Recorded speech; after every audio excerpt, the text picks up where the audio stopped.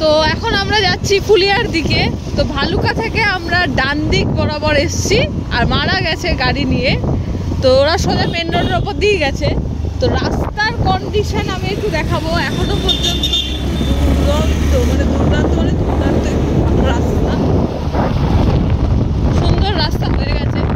সামনেও আমি আগে যত যাব তত দেখাবো যে রাস্তা কন্ডিশন কি। রাস্তা কিন্তু ভীষণ সুন্দর, আর টানা রাস্তা, কোনো অসুবিধা কিছু নেই, চলে যেতে পারবেন।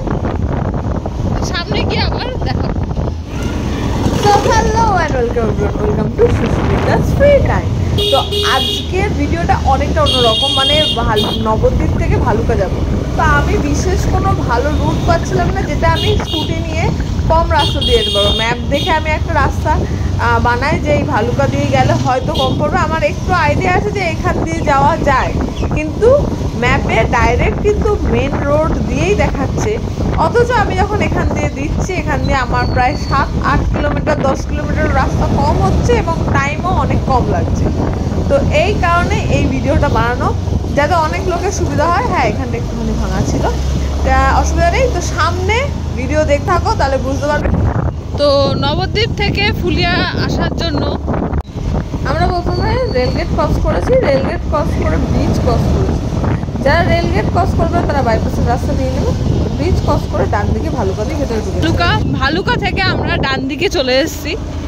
তো সেই রাস্তাটা নিয়েছি। এই রাস্তাটা কিছুটা দেখতেই পাচ্ছ, তুলনামূলক অনেকটা ফাঁকা, আর রাস্তাও মোটামুটি এখনো পর্যন্ত যা রাস্তা পেয়েছি 90-95% একদমই ভালো, মানে খুবই ভালো। ওই মাঝে মাঝে যেটা এরকম ধরনের ছোটোখাটো একটু পটহোলস দেখা যাচ্ছে, আর বাদ বাকি কিন্তু 90-95% রাস্তা কিন্তু একদম ঠিকঠাক। বড় গাড়িও আরামসে চলে যেতে পারবে, কোনো অসুবিধা কিছু নেই।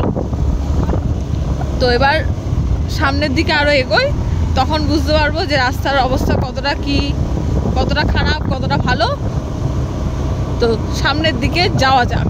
তো মেন রাস্তার ভিউ কতটা ভালো হবে জানা নেই, কিন্তু এই রাস্তার ভিউ কিন্তু প্রাকৃতিক সৌন্দর্য একদম মোড়া, ভীষণ সুন্দর রাস্তাটা। আর রাস্তার ভিউ তো দেখতে দেখতেই মন ভরে যাবে ডেফিনেটলি। রাস্তাও যেহেতু তুলনামূলক অনেকটাই ভালো, তো রাস্তার ভিউ আর রাস্তার কোয়ালিটি দুটো মিলিয়ে কিন্তু জার্নি ভীষণই সুন্দর হতে চলেছে। I hear the beat, it's in my chest, got me feeling some kind of way. I confess the rhythm takes over, no room to rest. My heart's dancing, it's a love conquest. Oh, the melody, it's smooth and sweet, like honey dripping from a golden bee. It's the soundtrack to my soul's heat, making me move from my head to my feet. My heartbeat, yeah, it's pumping so loud. It's the rhythm of love, baby, that I found when the music plays. I just can't help but sway, nothing else matters. It's my heart that obeys.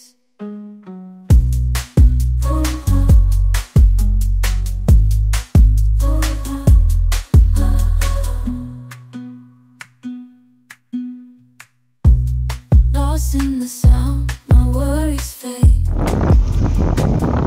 তো এখনো পর্যন্ত বলা যেতে পারে প্রায় 90% বা 85-90% রাস্তায় খুবই ভালো।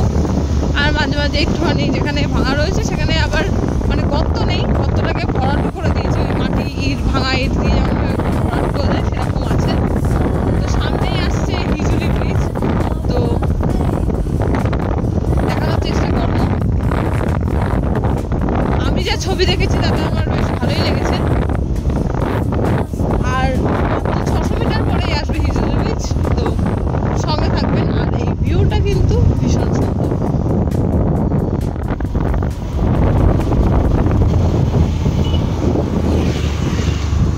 সামনে দুর্বল সেতু, 100 টনের অধিক মাল বহনকারী যানবাহন অ্যালাউ নেই। হচ্ছে সেই ছোট্ট একটি হিজুলি ব্রিজ। এই হলো সেই ব্রিজ।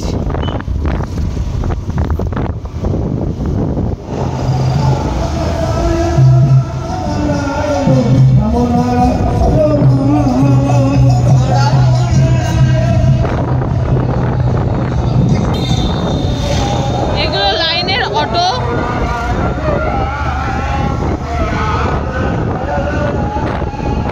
যেগুলো ভালুকা থেকে ছাড়ে, লাইনের অটো ওগুলো।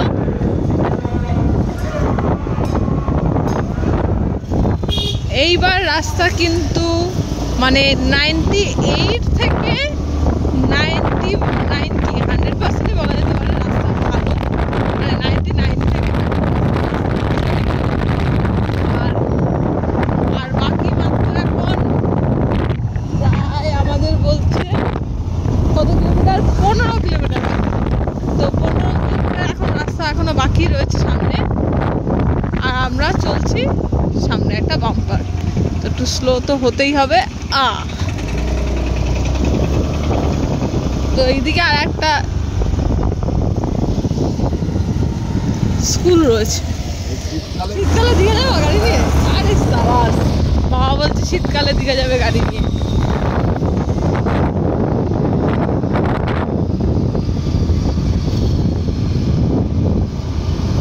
সোজা রাস্তায় না গিয়ে আমরা এই বাদিকে বেঁকে আসলাম। আর এইদিকে রাস্তার ভিউ এবং রাস্তা কিন্তু ভীষণ সুন্দর, সাজানো গোছানো একটা রাস্তা, আর ভীষণই ভালো রাস্তা। মাঠে ছেলেপুলে খেলাধুলা করছে, প্র্যাকটিস করছে। আর রাস্তা কিন্তু ফাটাফাটি রাস্তা, একদম ফাঁকা, গাড়ির বড় গাড়ির কোনো ঝামেলা নেই। নিজের মতো নিজে চালাতে থাকো। আবার সামনে গিয়ে দেখাবো যে রাস্তা কিরকম কন্ডিশন, কিরকম কি রয়েছে। সুন্দর একটা আম বাগান, ভালো লাগতো, দেখালাম। আর রাস্তা এখানে বলতে পারি এই বাদিকে আসার পরে প্রথম দিকে তো খুব সুন্দর রাস্তায় ছিল। আর এইখানে মোটামুটি 85% থেকে বলতে পারি যে 90% মতো রাস্তা ভালোই আছে। আর যেখানে খারাপ আছে খুব যে ভীষণ খারাপ তা নয়, সামান্য টুকটাক এইরকম বলতে পারি, সামান্য, জাস্ট ভীষণই সামান্য। আর একটা আম বাগান। আর এখন বাকি রাস্তা 14 কিলোমিটার।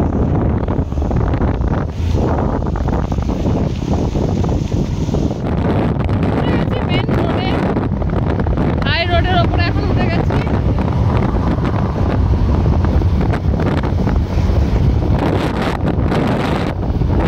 হাই রোডে ওঠার পরে এখন 9 কিলোমিটারের মতো রাস্তা রয়েছে, দেখাচ্ছে আর 10 মিনিট সময় লাগবে।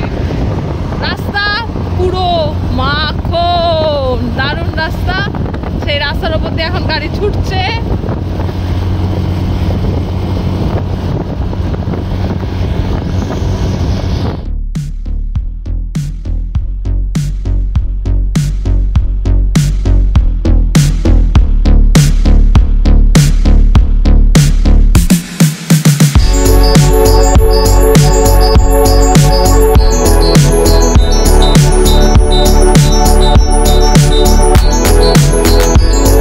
এখান থেকে ফুলিয়ার 8 কিলোমিটার রাস্তা।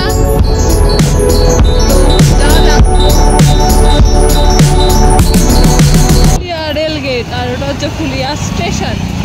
তা আমরা এখন যাচ্ছি পাওয়ার হাউসের দিকে। হলো সেই পাওয়ার হাউস। তারপরে বাদিকে গিয়ে আমরা এখন যাব তালতলা টোটো স্ট্যান্ড।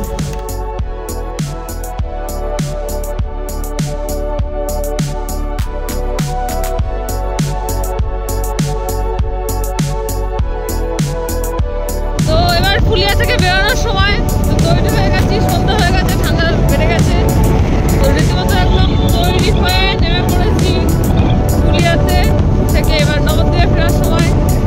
তো রাস্তাটা একটু দেখিয়ে দিই কি কন্ডিশন রয়েছে। তো এই হলো রাস্তার কন্ডিশন। আমরা উঠে বললাম ব্রিটিশ রেলওয়ে। হালকা কুয়াশা রয়েছে, হালকা বেশি আছে কুয়াশা।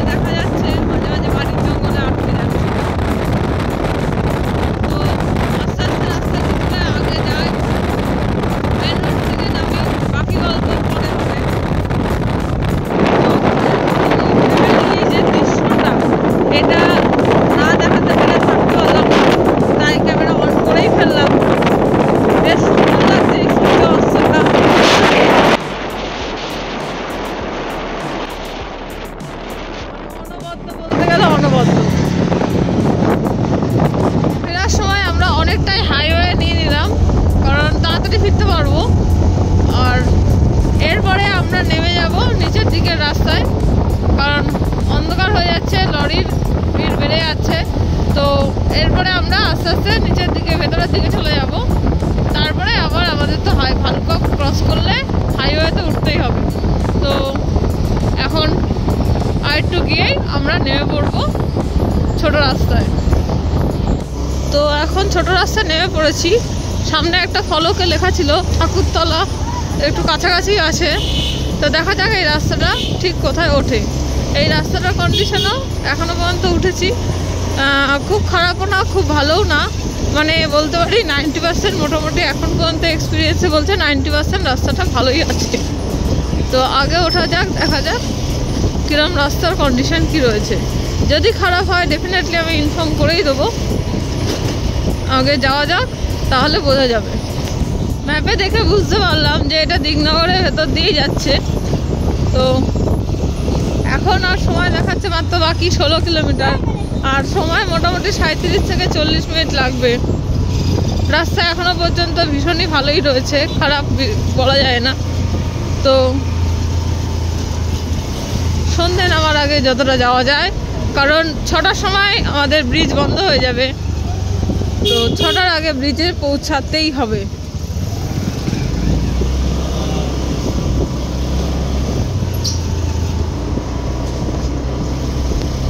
এটাই হচ্ছে আমাদের মেন কনসার্ন, যে 6টার আগে ব্রিজে পৌঁছাতে হবে। তো হাতে যথেষ্ট সময় নিয়ে আমরা উঠে এসেছি, মানে বেরিয়ে এসেছি, যাতে ঠিক সময় মতো পৌঁছে যায়। কারণ ব্রিজে জ্যামও লাগবে স্বাভাবিক, 6টা বাজবে, যত কাছাকাছি যাবে তত ব্রিজে জ্যামও লাগবে। তো দেখা যাক আমরা পৌঁছাতে পারি কি না।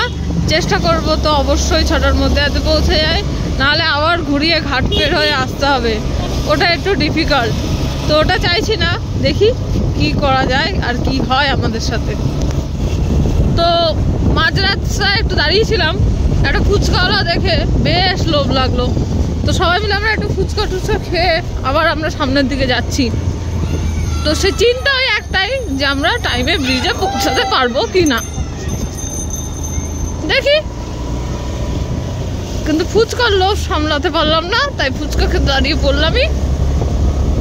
দেখা যাক ব্রিজে উঠতে পারি সময়ে নাকি পারবো না জানি না। কিন্তু ভিউগুলোও খুব সুন্দর, সূর্য অস্ত যাচ্ছে, তার সঙ্গে গ্রামের ভিউটা এদিকে ভিউটাও কিন্তু অসাধারণ লাগছে। মাঠের মধ্যে কুয়াশা পড়ছে, এদিকে ভিউটাও অসাধারণ লাগছে। মাঠের মধ্যে কুয়াশা পড়ছে আর ঠান্ডা হাওয়া। আমার মুখটা স্পর্শ করতে পারলেও হাতটা ভালোই স্পর্শ করছে, মানে ভালো মতো ঠান্ডা লাগছে হাতে। এবার এই রাস্তা ধরে যাওয়া যাক। রাস্তা ভীষণই ভালো দেখাচ্ছি, রাস্তা একদম পরিষ্কার পরিচ্ছন্ন রাস্তা।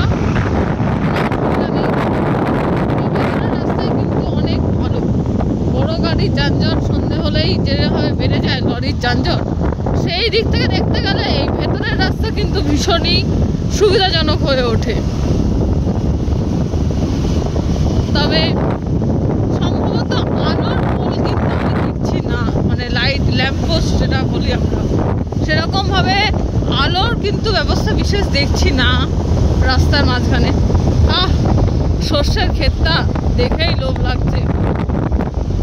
গরম ভাত আর সর্ষে বাটা, এই সর্ষে ফুল বাটা খেতে কিন্তু ভীষণ ভালো লাগে। হ্যাঁ, একটু সাবধানে বাটতে হয়, নালে তেতো হয়ে যায়। ওফ, দেখুন দেখুন, যা সর্ষে ফুলের ক্ষেতটা দেখুন, অসাধারণ অসাধারণ। তো সামনে একটা গাড়ি আসছে, আমরা স্লো করে দাঁড়িয়ে যাব, তারপরে আবার ভু করে বেরিয়ে যাব। তো দেরি করা যাবে না, রাতও বাড়ছে, ঠান্ডাও বাড়ছে, ঠান্ডা হেভি লাগছে। পরপর সর্ষের ক্ষেত হেভি লাগছে, মানে চোখে একদম সর্ষের ফুল দেখছি, সর্ষের ফুল। আর কি বলবো বস, দারুণ এক্সপিরিয়েন্স, হাতে হেভি ঠান্ডা লাগছে। এবার একটু সামনে যাওয়া যাক। তো প্রথমে কিছু একদল গরু,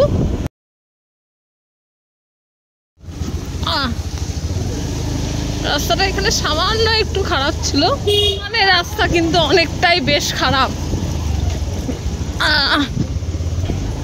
এই শুরু হলো খারাপ রাস্তাটা, এবং সম্ভবত একটুখানি রাস্তায় খারাপ আছে, দেখি কতটা খারাপ আছে। রাস্তা খারাপ শেষ, মানে এইটুকুনি খারাপ ছিল। কুয়াশা আর ধোঁয়া মিলে কিন্তু একটা এইরকম পরিবেশ তৈরি করেছে রাস্তায়। আবার আমরা একটা ডান দিকে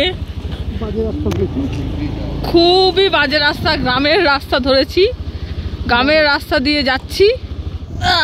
তো একদম কাঁচা রাস্তা ধরলাম হঠাৎ করে, তো তারপরে সামনে একটু পাকা রাস্তা আছে দেখছি।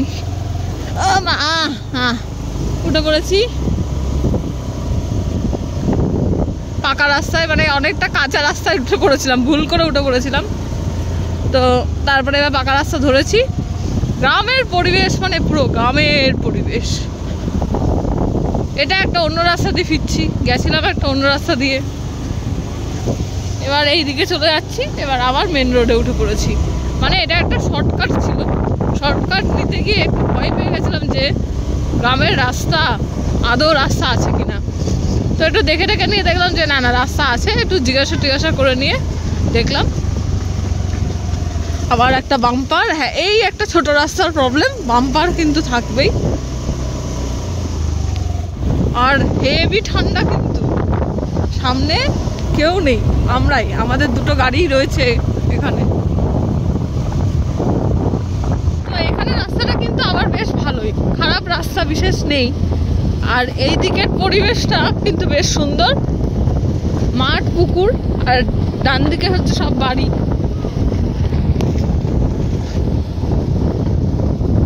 তো দেখা যাক কোন রাস্তা দিয়ে আমরা কোথায় উঠি।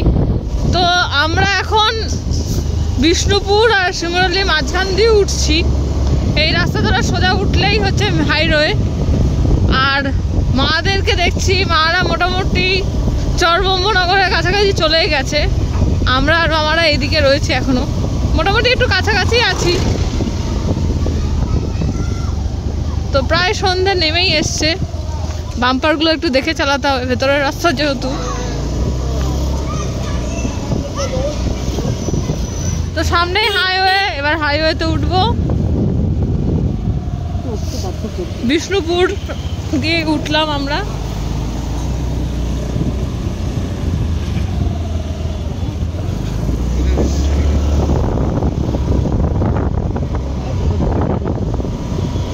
তো বিষ্ণুপুর দিয়ে ফাইনালি হাইওয়েতে উঠে গেছি।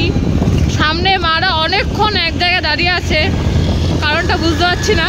মামারা জোরে স্পিডে চালিয়ে বেরিয়ে গেল। হেভি ঠান্ডা, গাড়ি জোরে চালানো যাবে না। তো মামারা এখন পিছন দিকে চলে গেছে।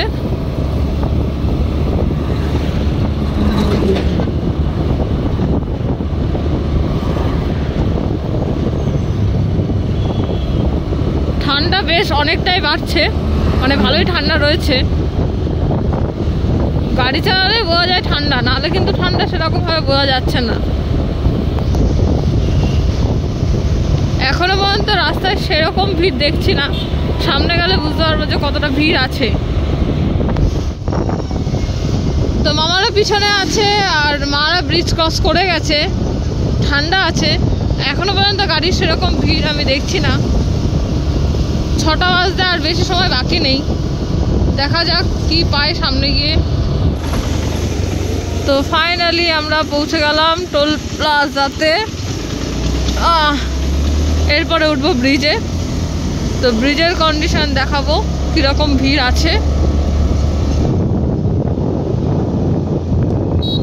তো ব্রিজে এখন এইরকম কটা গাড়ি দেখা যাচ্ছে, সামনে গেলে বোঝা যাবে যে কত বেশি গাড়ি আছে।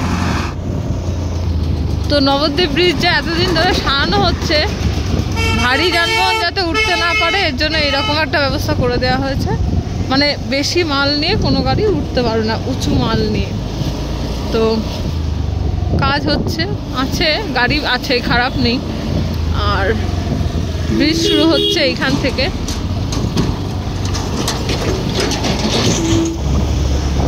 তো ব্রিজ মোটামুটি এখন যেহেতু প্রায় 6টা বাজতে চলছে, ফাঁকাই আছে।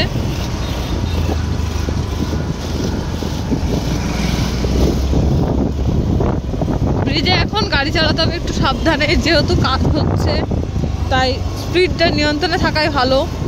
অনেক কটা ম্যানহোল টাইপের যেটা বলা যেতে পারে সেগুলো খোলা রয়েছে, সব কটাই খোলা রয়েছে যেহেতু কাজ হচ্ছে। তো সেইভাবে ধীরে সুস্থে গাড়ি চালানোই হচ্ছে বুদ্ধিমানের কাজ হবে।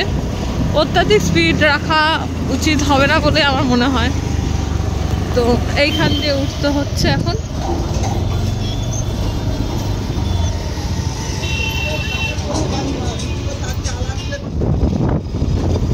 তো ব্রিজ মোটামুটি আজ ফাঁকাই ছিল, কারণ সবাই জেনেই গেছে যে এই টাইমটা বন্ধ থাকছে, অতএব ভিড় কমই হচ্ছে হয়তো।